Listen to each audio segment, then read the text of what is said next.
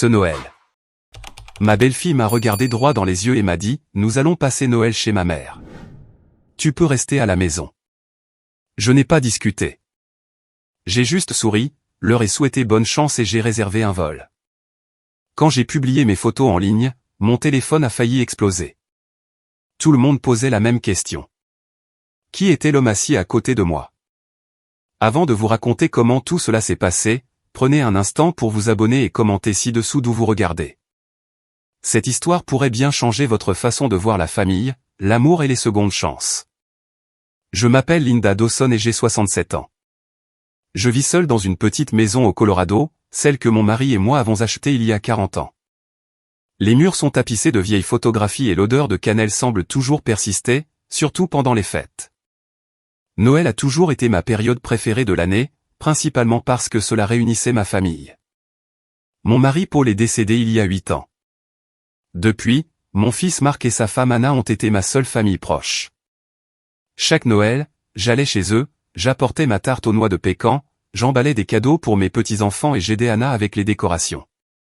Ce n'était pas parfait, mais cela me donnait l'impression d'appartenir encore à quelque chose. Cette année, cependant, quelque chose s'est senti différent dès le début. Anna était distante depuis des mois, et même Marc semblait appeler moins souvent. Pourtant, je me disais, les familles sont occupées, les gens grandissent, et je ne voulais pas être le genre de mère qui les faisait se sentir coupables de vivre leur vie. Une semaine avant Noël, j'ai appelé pour demander à quelle heure je devais venir. Anna a répondu. Sa voix était polie, mais elle n'avait aucune chaleur. Linda, nous passons Noël chez ma mère cette année, a-t-elle dit.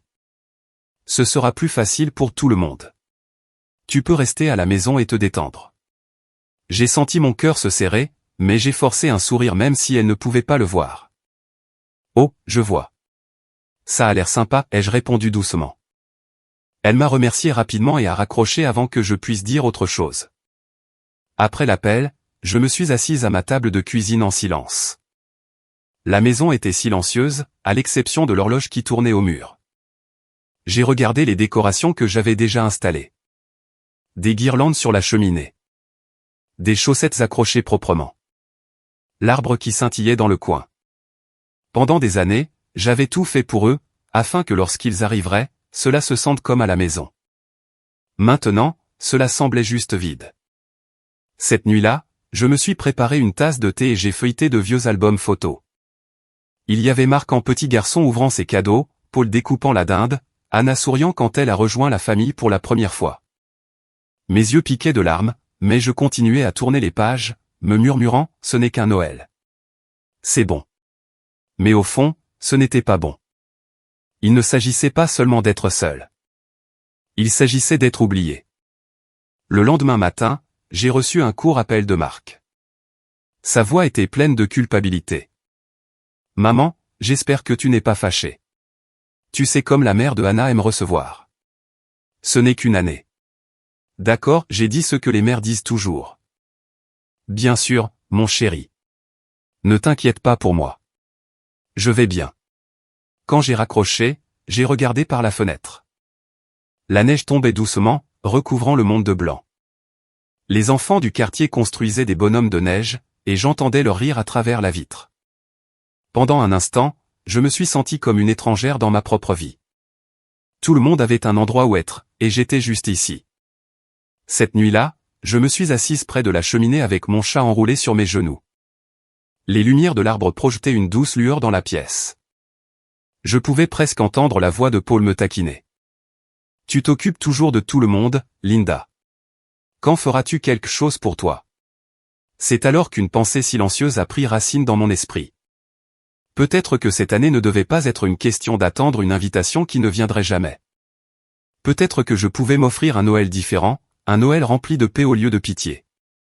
J'ai fermé les yeux et j'ai murmuré, peut-être qu'il est temps de commencer à vivre pour moi. Ce que je ne savais pas alors, c'est que cette petite décision mènerait à quelque chose d'extraordinaire. Un voyage qui changerait non seulement mon Noël, mais le reste de ma vie. Les jours précédant Noël furent silencieux, trop silencieux. La maison qui autrefois bourdonnait de rire et du son du papier cadeau déchiré semblait maintenant retenir son souffle. J'essayais de m'occuper, en faisant des biscuits que je savais que personne ne mangerait, et en emballant de petits cadeaux pour les enfants des voisins juste pour me sentir utile. Mais chaque fois que je passais devant la photo de famille sur la cheminée, moi, Paul et le petit Marc souriant sous un arbre il y a 20 ans, je sentais une lourde douleur dans ma poitrine. J'avais toujours cru que l'amour et la famille allaient de pair. Que peu importe comment la vie changeait, ceux que nous avions élevés ne nous oublieraient jamais. Mais alors que je me tenais dans ma cuisine vide, la réalité m'a frappé. L'amour ne disparaît pas, mais parfois les gens arrêtent de le voir. Ce soir-là, j'ai essayé de me distraire avec la télévision, en feuilletant des films de vacances remplis de familles se retrouvant, de parents surpris par leurs enfants et de câlins chaleureux près de cheminées incandescentes. Je voulais éteindre, mais je ne pouvais pas. C'était comme si l'écran me narguait, me montrant tout ce qui me manquait. Je me suis murmuré, tu ne fais partie de l'histoire de personne cette année. Cela m'a fait plus mal que tout. Le lendemain, Marc a rappelé, maman, je voulais juste prendre de tes nouvelles. Tu vas bien? Sa voix était douce mais pressée, comme s'il me casait entre deux tâches. J'ai souri et j'ai dit, je vais bien, mon chéri. J'ai mon sapin et un bon livre à lire. Il a semblé soulagé. C'est bien, maman. On passera après les fêtes, promis. Puis j'ai entendu la voix de Anna en arrière-plan lui disant de se dépêcher. Et juste comme ça, l'appel s'est terminé. Je suis resté là, tenant mon téléphone longtemps après que la ligne soit devenue silencieuse. Mon cœur se sentait à la fois plein et vide. Plein d'amour pour mon fils, mais vide parce qu'il ne semblait plus savoir comment m'aimer en retour. Pas comme avant. Plus tard cette nuit-là, je suis monté à l'étage pour ranger une boîte de décoration que je n'avais pas envie de déballer. Sur l'étagère du haut, j'ai trouvé une vieille valise recouverte de poussière. C'était celle que Paul et moi avions utilisée lors de notre premier et unique voyage en Europe. Nous avions économisé pendant des années pour ces vacances. Paris, Rome, Vienne. J'ai passé ma main sur la poignée usée et j'ai souri faiblement, me souvenant des rires, des petits moments, de la façon dont Paul me prenait la main et me disait, tu vois, Linda, le monde n'est pas aussi grand que nous le pensons. Il faut juste être assez courageux pour y entrer. Ce souvenir est resté avec moi toute la nuit. Je n'arrêtais pas d'y penser. Je me suis couché avec une idée bourdonnant dans mon esprit, une idée à la fois terrifiante et excitante. Le lendemain matin, je me suis fait un pot de café et je me suis assise avec mon ordinateur portable. J'ai tapé Voyage de Noël pour seniors juste pour voir ce qui allait apparaître. Des dizaines de photos sont apparues, des lumières vives, des marchés de Noël, des voyageurs souriants enveloppés dans des écharpes. Il y avait un voyage en particulier qui a attiré mon attention. Un tour de Noël en Europe, Allemagne, Autriche et Suisse. Il partait dans 3 jours. Mon cœur s'est mis à battre la chamade. C'était fou, complètement hors de mon caractère. Mais quelque chose en moi a murmuré, fais-le. Pour la première fois depuis des années, je me suis sentie vivante. J'ai rempli le formulaire, entré les détails de ma carte et cliqué sur Réserver maintenant. Mes mains tremblaient en le faisant. Mais je ne pouvais pas m'arrêter de sourire. Je n'attendais pas que quelqu'un d'autre me donne la permission d'être heureuse. Je me donnais enfin cette permission. Les jours suivants furent un tourbillon d'excitation et de nervosité. J'ai sorti la valise du placard et j'ai commencé à faire mes bagages. Des foulards, des pulls, le vieux journal de voyage de Paul et le petit médaillon en or qu'il m'avait offert pour notre 20e anniversaire. Je n'ai parlé de mes projets à personne, pas même à Marc. Ce n'était pas par dépit. C'était par liberté. Pour une fois, je voulais faire quelque chose qui m'appartenait entièrement. Le jour venu, je me tenais à l'aéroport, entouré de familles qui s'embrassaient, de couples qui se tenaient la main, d'enfants qui riaient en attendant d'embarquer. J'ai ressenti un petit pincement au cœur, mais cela n'a pas duré longtemps. Je me suis rappelé que c'était mon nouveau départ. Dans l'avion, j'ai trouvé ma place à côté d'un homme grand aux cheveux argentés et aux yeux bienveillants. Il a souri chaleureusement. « Vous rentrez chez vous ou vous partez ?» a-t-il demandé. J'ai souri en retour et j'ai dit, « Je pars quelque part de nouveau. » Il a ri doucement. Bonne réponse. Il s'appelait David Monroe. Et au décollage de l'avion, nous avons commencé à parler d'où nous venions, des endroits que nous avions vus et des personnes que nous avions aimées. Au moment où l'avion a atterri, j'avais l'impression de parler à quelqu'un que je connaissais depuis toujours. Il y avait quelque chose de réconfortant chez lui, de stable, de doux et d'honnête. Il m'a dit qu'il était un professeur à la retraite voyageant seul après avoir perdu sa femme il y a quelques années. Je lui ai parlé de Paul, de mon fils et de l'étrange vide qui m'avait amené là. Il a écouté, non pas avec pitié, mais avec compréhension. Cette nuit-là, en arrivant à notre hôtel à Munich, et alors que la neige commençait à tomber, j'ai réalisé quelque chose de puissant. Ma belle-fille m'avait dit de rester à la maison parce qu'elle pensait que je n'avais nulle part où aller. Mais debout là, sous ce ciel d'hiver, j'ai finalement compris. Le monde entier m'attendait, et je venais juste de commencer à le trouver. Les premiers jours du voyage ont été comme un pas dans un autre monde. Partout où je regardais, il y avait des lumières scintillantes, de la musique joyeuse et des visages souriants. Je n'avais pas l'habitude d'être entouré de tant de joie, mais elle a lentement commencé à s'infiltrer en moi. Notre groupe de touristes était petit, environ 20 personnes, principalement des retraités comme moi, qui voulaient passer Noël ailleurs. Nous avons visité des marchés de Noël chaleureux à Munich, nous nous sommes promenés devant de vieilles cathédrales à Salzbourg, et nous avons partagé des histoires autour de tasses de vin chaud. Pour la première fois depuis longtemps, je n'étais pas l'oublié assise à la maison. Je faisais à nouveau partie de quelque chose. David, l'homme qui était assis à côté de moi dans l'avion, semblait graviter autour de moi partout où nous allions. Il était grand avec une présence calme qui mettait tout le monde à l'aise. Il avait un humour sec et un sourire qui plissait le coin de ses yeux. Nous avons parlé de tout, de nos enfants, de nos conjoints décédés, de nos regrets et même de nos peurs. Il m'a raconté comment il voyageait avec sa femme chaque hiver et à quel point sa maison était silencieuse depuis son décès. Quand j'ai dit que je connaissais trop bien ce genre de silence, il m'a regardé avec compréhension au lieu de sympathie. Ce simple regard a signifié plus que n'importe quel mot. Le troisième soir, notre groupe a dîné dans un petit restaurant surplombant les rues enneigées de Vienne. Des lumières scintillantes pendaient à chaque fenêtre et le doux son d'un violon jouait quelque part au loin. Alors que le serveur versait du vin, David a levé son verre vers moi. « À la seconde chance », a-t-il dit. J'ai souri et j'ai levé le mien. Et a trouvé la joie là où on s'y attend le moins. Après le dîner, nous sommes retournés lentement à l'hôtel, prenant notre temps dans l'air frais. Les flocons de neige tombaient en doux tourbillons autour de nous. Et pendant un moment, j'ai oublié tout ce qui m'avait blessé. J'ai oublié la solitude de ma maison vide, la piqûre des mots de Hannah et la déception d'avoir été laissé pour compte. Pour la première fois depuis des années, je vivais au lieu d'attendre. Le lendemain matin, je me suis réveillé tôt et j'ai décidé de me promener avant le petit déjeuner. Les rues étaient calmes et l'air sentait les châtaignes grillées et le café. J'ai trouvé un banc près d'une fontaine gelée et j'ai regardé la ville s'animer. Mon téléphone a vibré dans ma poche. C'était un message de Marc. « Salut, maman. Je voulais juste prendre de tes nouvelles. J'espère que tu vas bien. Nous dînons chez la mère de Hannah ce soir. Les enfants te manquent. » J'ai lu le message 2 fois. Mon premier instinct a été de répondre tout de suite et de dire « Je vais bien. Je suis juste à la maison, je me repose. » Mais ensuite j'ai levé les yeux vers les toits enneigés, j'ai entendu des rires d'un café voisin, et j'ai pensé « Non, pas cette fois. » Alors au lieu de cela, j'ai pris une photo de la place de la ville illuminée par la lumière matinale et je l'ai envoyée avec le message « Joyeux Noël de Vienne, je passe un merveilleux moment. » En quelques secondes, les bulles de saisie sont apparues, puis se sont arrêtées. J'ai souri à moi-même et j'ai rangé le téléphone. Plus tard ce jour-là, notre groupe a visité un marché de Noël à Salzbourg. Les étals étaient remplis d'ornements faits à la main, de bougies et de pâtisseries chaudes. J'ai acheté un petit ange en bois accroché à mon sapin l'année prochaine, un petit souvenir du Noël qui a tout changé. David m'a trouvé à l'un des étals et m'a tendu 2 tasses de chocolat chaud fumante. « Tu avais l'air d'en avoir besoin », a-t-il dit avec un sourire. Nous nous sommes assis ensemble sur un banc, parlant pendant des heures pendant que la neige tombait autour de nous.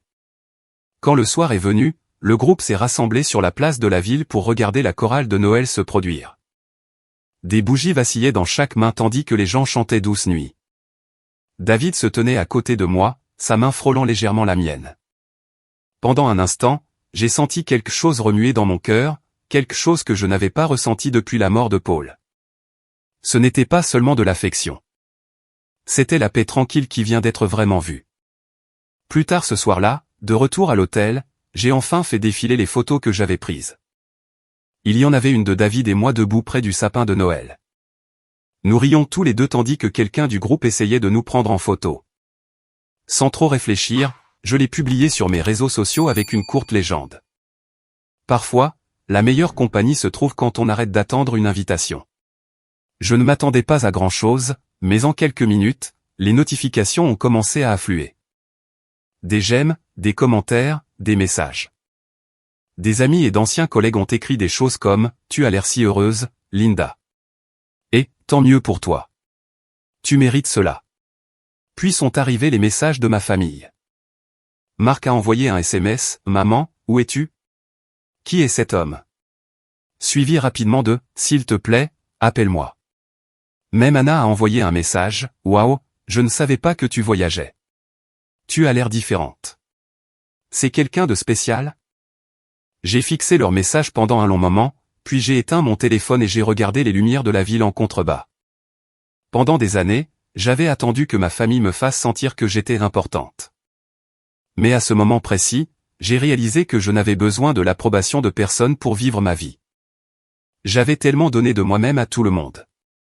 Et maintenant, c'était mon tour de reprendre quelque chose, mon bonheur. Cette nuit-là, je me suis endormi avec le cœur léger. Je ne savais pas ce qui allait se passer quand je rentrerais à la maison. Mais je savais une chose avec certitude. Je n'étais plus la même femme à qui on avait dit de rester à la maison. J'avais trouvé quelque chose de bien plus puissant que la pitié ou les excuses. J'avais retrouvé mon courage. Et ce courage allait changer tout ce qui allait suivre. Le matin de Noël à Salzbourg commença par le son des cloches d'église résonnant dans l'air vif. La lumière du soleil filtrait à travers les rideaux de ma chambre d'hôtel, scintillant sur la neige à l'extérieur. Je me suis assise au bord du lit, tenant une petite tasse de café, ressentant une paix tranquille que je n'avais pas ressentie depuis des années. Mon cœur n'était plus lourd. Il se sentait léger, libre et ouvert. J'ai regardé mon téléphone posé sur la table de nuit. Il y avait plus de 50 notifications, messages, appels et commentaires sur ma photo de la veille. Ma simple photo avec David sous les lumières de Noël s'était transformée en quelque chose d'inattendu. Je l'ai pris et j'ai fait défiler les messages. Des amis de la maison m'ont envoyé des mots gentils me disant à quel point j'avais l'air heureuse. D'anciens voisins à qui je n'avais pas parlé depuis des années ont laissé des cœurs et des vœux chaleureux. Mais ce sont les messages de Marc qui ont le plus attiré mon attention. Le premier disait « Maman, es-tu vraiment en Europe ? Qui est cet homme ?» Le suivant est arrivé quelques minutes plus tard. « Tu ne nous as pas dit que tu partais. Nous sommes inquiets pour toi. » Puis est venu un troisième. « S'il te plaît, appelle-moi. » Anna n'arrête pas de poser des questions. J'ai soupiré doucement et j'ai posé le téléphone. Ce n'était pas de la colère que je ressentais, juste une compréhension tranquille que parfois les gens ne réalisent votre valeur que lorsqu'ils voient quelqu'un d'autre la valoriser aussi. Ce matin-là, notre groupe de touristes s'est réuni dans le hall de l'hôtel pour échanger de petits cadeaux. Tout le monde avait acheté quelque chose sur les marchés. Une écharpe, une babiole, une petite boîte de chocolat. David m'a tendu un petit paquet emballé. « Joyeux Noël, Linda » a-t-il dit avec un sourire. Je l'ai ouvert avec précaution. À l'intérieur se trouvait une délicate boule à neige avec une petite maison en bois et 2 figurines assises à côté d'un sapin de Noël. Je l'ai regardé, touché. « Cela m'a fait penser à toi » a-t-il dit. Quelqu'un qui porte la chaleur partout où elle va. Pendant un instant, je n'ai pas pu parler, mes yeux remplis de larmes. Nous avons passé le reste de la journée à flâner dans la ville, à visiter la grande cathédrale et à nous promener le long de la rivière. Les rues étaient bordées de familles, de couples et de voyageurs, tous célébrant à leur manière. Mais je ne me sentais plus seul. Au coucher du soleil, David et moi nous sommes arrêtés dans un café pour dîner. C'était calme et douillet, avec des bougies vacillantes sur chaque table et des chants de Noël jouant doucement en arrière-plan. Nous avons partagé un repas, riant du fait qu'aucun de nous ne pouvait prononcer la moitié des plats du menu. À un moment donné, David s'est penché en arrière sur sa chaise et m'a regardé avec cette expression gentille et pensive qu'il portait toujours. « Puis-je vous dire quelque chose, Linda » a-t-il demandé. « Bien sûr. » Il a hésité un instant. « Je savais qui vous étiez avant ce voyage. » J'ai cligné des yeux de surprise. « Vous saviez ?» Il a hoché la tête. « Votre mari, Paul, était un ami proche de mon frère, Steven. Ils se sont rencontrés pendant leur service dans la marine. Je vous ai rencontré une fois il y a des décennies chez Steven. Vous ne vous en souvenez probablement pas. Je n'étais là que pour quelques jours. Mais Paul parlait souvent de vous après cela. Il disait que vous étiez la femme la plus gentille qu'il ait jamais connue. J'ai eu le souffle coupé. Vous êtes le frère de Steven? Il a souri doucement. Oui, j'ai reconnu votre nom quand j'ai vu la liste du voyage. Je n'étais pas sûr que ce soit vraiment vous au début, mais quand je vous ai vu à l'aéroport, j'ai su. Je ne voulais pas vous submerger, alors j'ai attendu que le moment soit propice pour vous le dire. Je suis resté là sans voix, mon cœur gonflé d'émotion. C'était comme si la vie avait bouclé la boucle, comme si Paul, à sa manière, avait envoyé David me trouver quand j'en avais le plus besoin. David a tendu la main sur la table et a pris la mienne. Je pense qu'il serait heureux que vous fassiez enfin quelque chose pour vous. Vous avez donné toute votre vie à tout le monde. C'est votre tour d'être aimé à nouveau, Linda. Les larmes ont coulé sur mes joues, mais ce n'étaient pas des larmes de tristesse. C'étaient celles qui viennent quand votre cœur est enfin plein. Merci, David, ai-je murmuré. Pour tout. Plus tard cette nuit-là, de retour à l'hôtel, j'ai finalement appelé Marc. Dès qu'il a décroché, sa voix était précipitée et pleine de questions. Maman, où es-tu? Qui est cet homme? Tu vas bien? J'ai souri doucement. Je vais parfaitement bien, mon chéri. Je suis en Autriche. Cet homme est un ami, et je passe le meilleur Noël que j'ai eu depuis des années. Il a marqué une pause. Pourquoi ne nous as-tu pas dit que tu partais? Parce que tu m'as dit de rester à la maison, ai-je dit doucement. Alors, j'ai fait la meilleure chose suivante. J'ai trouvé un foyer ailleurs, un foyer rempli de chaleur et de gentillesse. Il y a eu un long silence à l'autre bout du fil. Puis, doucement, il a dit, « Je suis désolé, maman. Nous n'aurions jamais dû te laisser de côté. » Je sais, Marc, ai-je répondu, mon ton calme mais ferme. Mais parfois la vie nous apprend par la distance. Tu ne peux pas apprécier l'amour de quelqu'un si tu le prends pour acquis. Il a soupiré. Anna se sent mal. Elle ne voulait pas te faire de mal. Je sais qu'elle ne voulait pas. Mais ce n'est pas une question d'intention. C'est une question de se souvenir de ceux que nous aimons et de la façon dont nous les traitons. Quand j'ai raccroché, je me suis senti plus légère que je ne l'avais été depuis des années. Je n'étais pas en colère ou amère. J'étais fier. Fier d'avoir choisi de me prioriser pour une fois. Fier d'être sorti de ma solitude et d'avoir retrouvé la vie. Le lendemain matin, avant de partir pour notre dernière étape en Suisse, je suis sorti sur le balcon de ma chambre d'hôtel. Les montagnes se dressaient au loin, coiffées de neige qui scintillait sous le soleil. J'ai repensé à tout ce qui s'était passé. Le rejet, le voyage, la rencontre avec David et le retour à la paix. Ma belle-fille m'avait dit que je pouvais rester à la maison, et d'une certaine manière, je l'avais fait. J'avais juste trouvé une nouvelle version de la maison, une version à l'intérieur de moi-même. Et ça, personne ne pourrait jamais me l'enlever. Ce Noël ne m'a pas seulement donné une nouvelle histoire à raconter. Il m'a rendu ma vie. Quand je suis rentré à la maison après le voyage, la première chose que j'ai remarquée, c'est à quel point tout semblait différent. La même maison qui avait autrefois paru si solitaire semblait maintenant chaleureuse et vivante. Peut-être que ce n'était pas la maison qui avait changé. Peut-être que c'était moi. J'ai posé ma valise près de la porte, j'ai pris une grande inspiration et j'ai regardé les décorations que j'avais laissées derrière moi.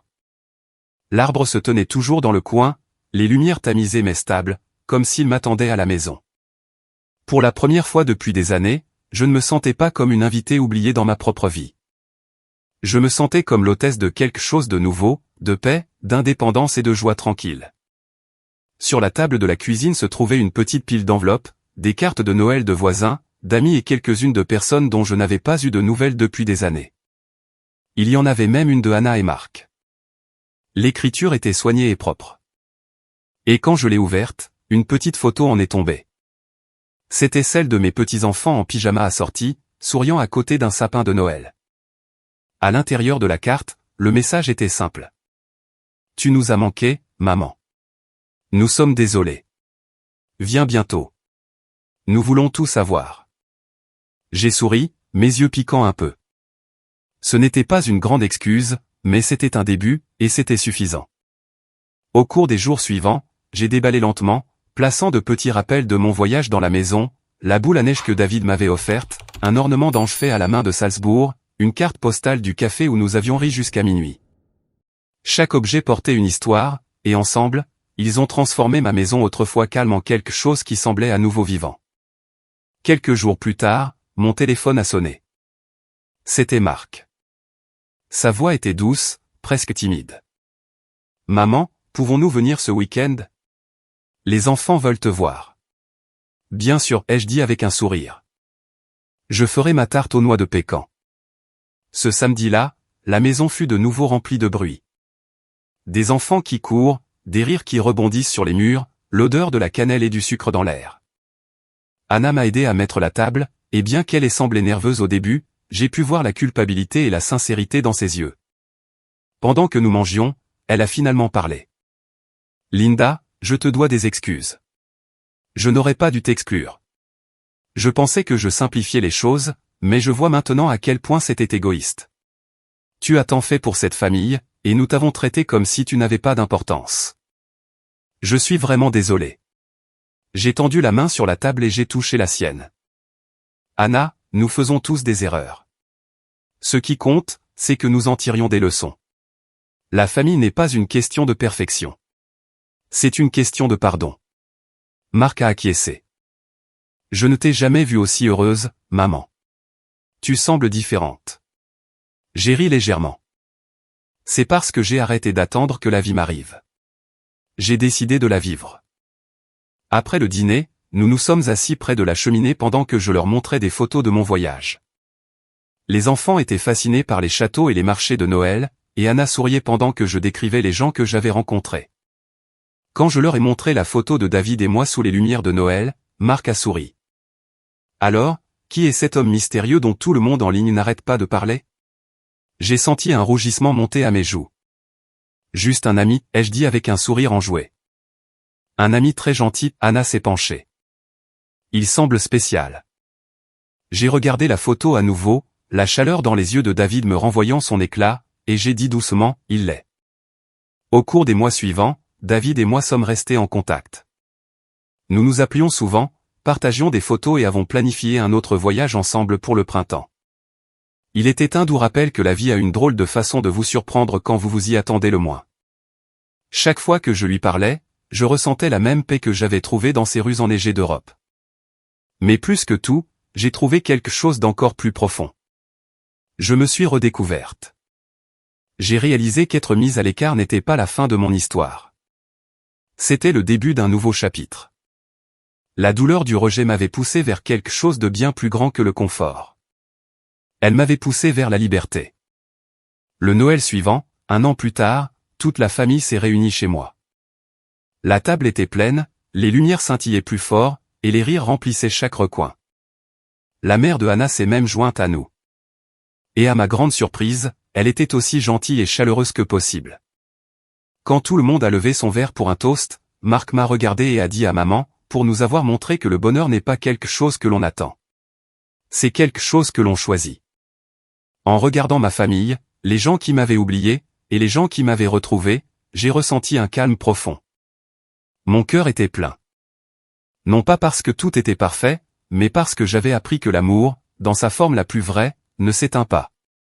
Il change juste de forme et attend que vous le remarquiez à nouveau. Plus tard ce soir-là, après que tout le monde soit rentré chez soi, je me suis tenu près de la fenêtre, regardant la neige tomber doucement dehors. J'ai pensé à tout le chemin parcouru. De la femme qui acceptait tranquillement d'être laissée pour compte à celle qui s'était envolée sans hésitation. Ce voyage n'avait pas seulement changé mon Noël, il m'avait changé. J'ai réalisé que parfois la vie enlève des choses pour faire de la place à quelque chose de nouveau. Parfois, les gens qui oublient votre valeur ont besoin de temps pour voir ce que vous saviez déjà depuis le début, que vous étiez suffisante depuis le tout début. J'ai éteint les lumières, souriant alors que la douce lueur du sapin de Noël remplissait la pièce. Je me suis murmuré, cette année, je n'ai pas seulement célébré Noël, je me suis célébré moi-même. P. US. J'ai pris mon téléphone et j'ai tapé un simple message à partager avec tous ceux qui avaient suivi mon histoire. Quand la vie vous dit de rester à la maison, allez trouver votre propre aventure. Vous pourriez bien vous retrouver en chemin. Si vous avez aimé mon histoire, n'oubliez pas de vous abonner à ma chaîne pour d'autres histoires vraies comme celle-ci.